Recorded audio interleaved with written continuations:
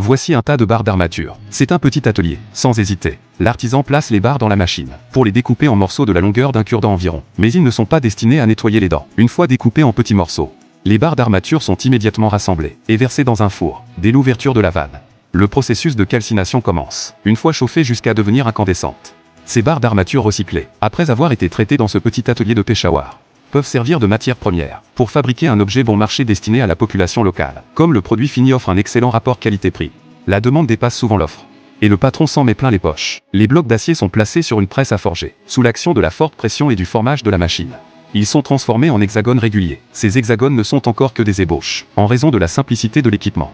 Il n'est pas possible de les façonner en une seule fois. On constate qu'ils présentent certes des creux, mais qu'ils ne sont pas percés. Une étape supplémentaire est donc nécessaire. Les pièces sont acheminées vers un autre atelier, où, grâce à un poinçonnage à l'aide d'un moule, la couche intermédiaire est retirée, formant ainsi une structure à trous traversant complet.